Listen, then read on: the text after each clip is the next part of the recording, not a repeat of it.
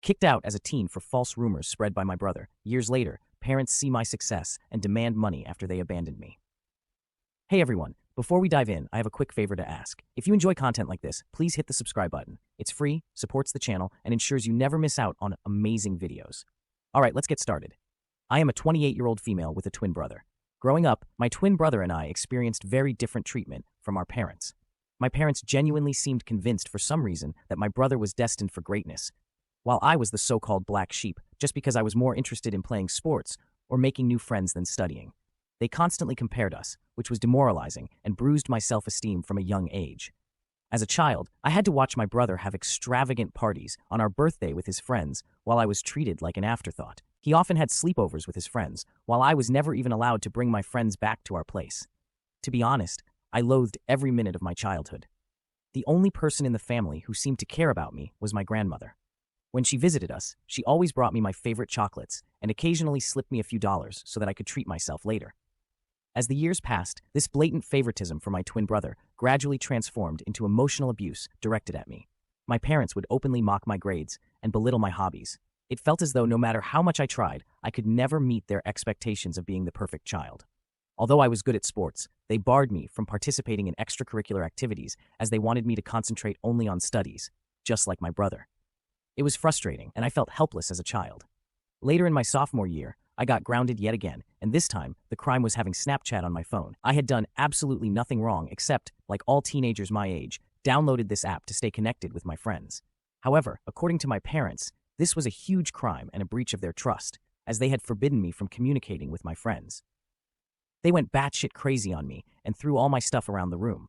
They then took the doors off my hinges and told me that I would have no privacy as long as I lived under their roof. Watching my parents abuse me this way, my twin brother, instead of supporting me, made my life worse. The toxic environment created by our parents' unjust actions allowed him to exploit the situation to his advantage. He adopted a pattern of lying about me, falsely accusing me of things I never did so that he could get away with everything. If he stole something, he'd effortlessly shift the blame to me, and my parents, already inclined to believe the worst about me, readily accepted his lies. He would demean me in front of my friends at school and make fun of my appearance. Despite this, I had a wide circle of friends at school because I was approachable and open to making connections. My twin, however, struggled socially, and he started to resent that I could talk to people while he, as an introvert, felt awkward. This jealousy reached a boiling point during our 14th birthday party when no one showed up for him. I have no idea why his friends did that to him, but in stark contrast, my friends took me out for ice cream and I had an overall wonderful day. This infuriated my brother further. To take revenge, my brother began to spread false rumors at school about me, portraying me as a spoiled brat. He falsely told everyone that I was allegedly physically abusing him at home. Since our parents loved him more, he took things to a disturbing level to fabricate evidence. He would punch himself, purposefully inflicting injuries like a black eye or a bruised shoulder. The next day, he would confidently walk into school, displaying the self-inflicted injuries as proof of my supposed violence and make up stories. Whenever our parents questioned him about the injuries, he would lie, saying it was due to innocent activities like playing football with his friends. The lies and his alleged black eyes started to gain traction, and people began to believe his distorted version of events. It wasn't long before whispers started circulating, and even my friends began to look at me with suspicion. At first, I noticed subtle changes. Friends who once chatted with me in the hallways suddenly became distant. Invitations to group hangouts became fewer and farther between. It was like a switch had been flipped, and people were hesitant to associate with the supposedly spoiled girl accused of violence. One day, I mustered the courage to ask my ex-best friend why things had changed between us. She opened up about how my twin brother had been spreading rumors about me. She revealed the detailed lies he had told everyone, accusing me of things I had never done. I was shocked to hear her words. The feeling was a mix of disbelief and betrayal, as if the ground beneath me had given way. My brother, someone I grew up with, was spreading lies about me, accusing me of things I would never even dream of doing.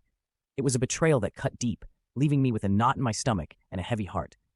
I confronted my brother the day after school, but he chose to ignore me. I begged him to stop lying about me, but he smirked at me and told me that I deserved to rot alone. I was at a loss for words because his lies and behavior were starting to scare me. I wanted to talk to my parents, but I was afraid that they would believe my brother over me.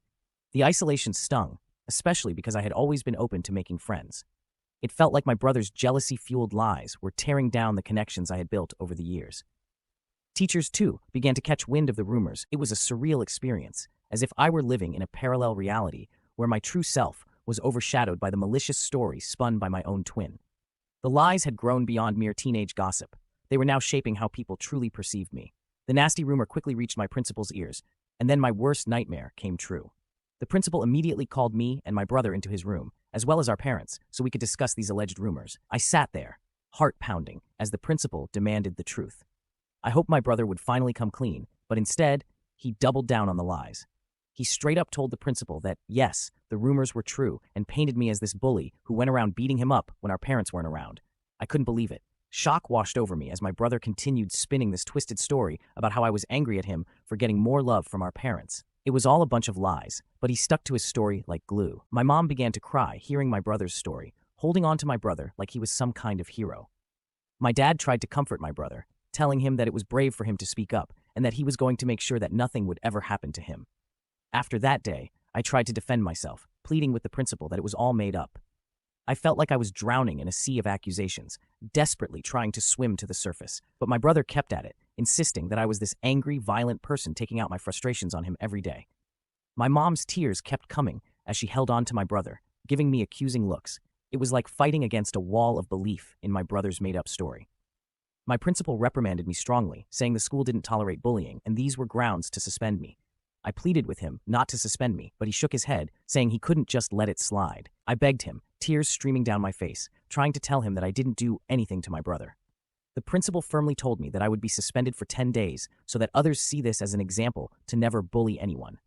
It hit me hard, and I started crying even more, practically begging him to reconsider. My parents, angry and embarrassed by the whole situation, dragged me out of the principal's office. I didn't want to leave. I wanted to plead my case and make them understand, but they were having none of it. We left the school, my heart heavy with frustration and humiliation. When we got home, things took a drastic turn. My dad started packing up my stuff out of the blue. I was shocked, confused, and had no idea what was happening. My mom asked him what he was doing, but he just shouted that he couldn't let me live in the same house as my brother anymore. I was crying, practically on my knees, pleading with my brother to tell them the truth, but he stayed cold, unmoved by my emotions. My dad continued packing my things and then threw the suitcase into our foyer. I clung to my dad's legs, still begging him not to throw me out. It was like a nightmare unfolding. He told me that a bully like me didn't deserve to live in his house and that he would ask his mother, my grandmother, to come and pick me up if she wanted to. It felt like the world had crumbled beneath me. I stood there in shock, surrounded by my belongings scattered in the foyer, kicked out of my own home. Eventually, my grandmother did show up. She gathered all my things and helped me place them in the car before helping me into the passenger seat. She made sure I had my seatbelt on before walking towards my parents' front door. She rang the doorbell, and when my dad opened it, she started yelling at him for treating me this way. With stern determination, she warned him that if he ever approached me or tried to contact me again, she wouldn't hesitate to involve the police or CPS, as what he had done to a child like me could potentially land him in jail. My mother, attempting to deflect blame, told her that it was my fault. However, my grandmother wasn't having any of it. She stood her ground, defending me and emphasizing that I was just a child who didn't deserve to be treated in such a heartless manner. That was the first time in my life I truly felt how powerful my grandmother was. She didn't cower to my parents, and unlike them, she believed and trusted me. Eventually, we drove away, leaving behind my home, the only place I had ever grown up in. I can't even begin to put into words how indescribable the pain I felt during that time. I remember just crying on the bed and not eating anything, despite my grandmother urging me to. When I finally told her what my brother had done, she was shocked. She assured me that she believed my side of the story, and I was relieved to have at least one person who had my back. When the 10-day suspension lifted, the prospect of returning to school felt like stepping back into a lion's den. As I entered the familiar hallways, the faces of my classmates spoke volumes. Judgment, whispers, and sidelong glances. The weight of the false accusations continued to linger in the air. Meanwhile, my brother blatantly ignored me, acting like I didn't exist. He had become friends with a few people who believed his side of the story and saw him as the victim of my supposed attacks. No matter how much I tried to tell my side of the story, it fell on deaf ears. I was an outcast, branded with an unjust label that clung to me like a shadow. No matter where I went, the classroom, the cafeteria, the corridors, the eyes that met mine were filled with disdain and mistrust. I became a loner. I kept my head down, attended all my classes, had lunch alone in the cafeteria, and went straight home. I had no friends, and it felt like no one wanted me there. Throughout all of this, my parents never once called to check up on me. My grandmother constantly reminded me that none of this was my fault and that life would eventually be okay. I graduated high school with good grades and looked forward to college, hoping for a better life. It was only when I went away to college that I first experienced what freedom felt like. For the first time, no one was watching over my shoulder, no one was comparing my grades, and no one was trying to compete with me. I met people and formed friendships with like-minded individuals. Despite the emotional and physical scars I had sustained over the years due to my family and peers, I focused on putting it all behind me and enjoying my college experience as much as I could. During this time, I discovered my knack for content writing. I had always been someone who wanted to be a writer, but I wasn't sure if it would be sustainable in the long run. Hence, I decided to ditch my dream. However, to earn some side money, I started writing as a freelancer. I signed up on various freelancing sites, which helped me secure jobs from prominent clients. This is how I slowly started building a portfolio of my work. Throughout college, I maintained this side hustle and never asked for a penny from my parents.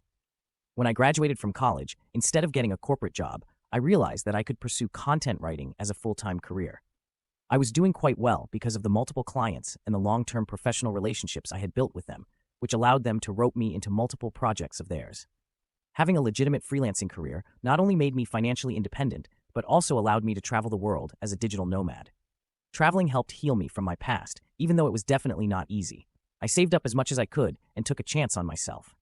Over the years, I have seen so much of the world, yet I still have so much left to explore. The only person I considered my family throughout all this was my grandmother, and I absolutely adored her. She was very sad when I moved out, but she understood that I needed to be independent. Despite my hectic schedule, I made it a point to be there for her whenever I could. I would visit her on the weekends, often sharing meals together, or simply sitting on the porch, engrossed in conversations that ranged from childhood tales to more recent happenings. On weekends, I would dedicate entire afternoons to helping her with household chores or accompanying her to the local park for a leisurely walk. Recently, I completed one of the most important projects of my career. I can't mention the brand, but I was extremely lucky to write blogs and product descriptions for them. After the project was done, I requested the team I worked with to leave me positive reviews on my websites, which they were more than happy to do. I then took screenshots of some of their reviews and posted them on my Instagram, knowing that working with this brand was a huge deal. As expected, a lot of other content writers reached out to congratulate me on my professional success and even reposted my story to help spread the word. This is how I started getting messages from strangers who also needed help with their websites. My relatives noticed this as well, and some of them reached out to congratulate me. Eventually, I was contacted by my college's principal. He had seen that I was doing well and wanted me to come to the college for a seminar to talk to students about building a career as a content writer. I was quite nervous, as I don't do well when it comes to public speaking, but I decided to take a chance and agreed. When I found myself standing before eager faces, sharing my experiences and insights, I felt like my life had come full circle. In my speech, I spoke about the struggles I faced and how I worked hard to sustain myself despite all the hard days.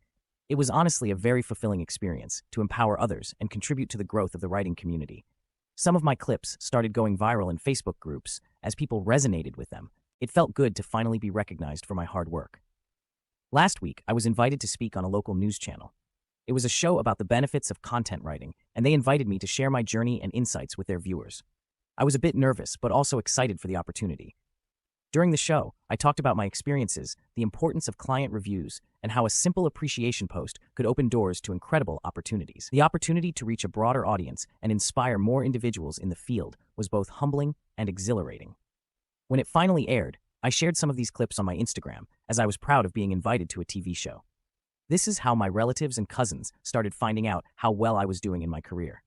Since my parents never talked about me to anyone, they had no idea that I was working with popular brands and getting invited to TV shows. Word quickly spread within my family, and I guess this TV interview must have finally reached my parents' ears. Just a few days later, I was working on another project and had my phone on silent. When I was done with my work, I checked my phone and, to my surprise, there were 6 missed calls from my mom. I was honestly shocked to see her name on my phone, as it had been a long, long time since she had called me. After all those years of silence, I couldn't fathom why she was calling me. Hesitatingly, I called her back, and she picked up immediately. I asked her if everything was okay, and my mom started to congratulate me. My dad, probably sitting right there with her, jumped into the conversation as well. He started to inquire about my life and well-being, and I answered their questions without much thought. It didn't strike me as unusual until they began to ask how much I was earning these days. I told them that it was none of their business, and my dad replied that we were family. So I shouldn't feel shy about telling them my income. I simply told him that I was doing well financially. Hearing this, my mom then began to say how hard their life was these days. My brows furrowed in suspicion. Basically, here is how our conversation pretty much went. Mom, we are retired now, and we have been wanting to renovate the house for a while. It's not in the best shape, but we have no savings left. Okay. Your success has given us hope. After watching your TV interview today, we thought maybe you could help us out by paying for the renovations. After all, we are a family. You shouldn't hesitate to share some of your earnings with us. We can really use your help." Are you joking with me? Why are you asking me for money when you haven't even talked to me for years? I don't know what made you decide to reach out to me, and while I appreciate the congratulations, I am not going to help you out in any way. Hearing this, my mom started saying how I was being selfish and that I needed to support them as family. My dad also added that as my parents, they deserved to be looked after and that this was the least I could do. I was so pissed at this that I wanted to give them a piece of my mind. Suddenly, I got an idea. Instead of just arguing with them, I should teach them a lesson for ever thinking that they could mooch off me after mistreating me all those years ago. I told my parents that I was willing to help them if and only if they agreed to my demands. My dad curiously asked me what it was. Without hesitation, I laid out my demand. If they wanted my help, they had to publicly admit in front of our family and friends that my brother was the mastermind behind the hurtful rumors that had tarnished my reputation.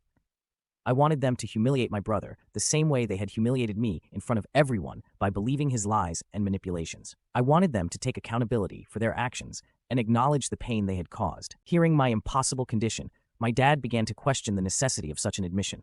My mom told me how this was all quite unnecessary and that we could have a private discussion without involving others. But I held my ground. This condition was non-negotiable, a prerequisite for any assistance they wanted me to offer them in the future.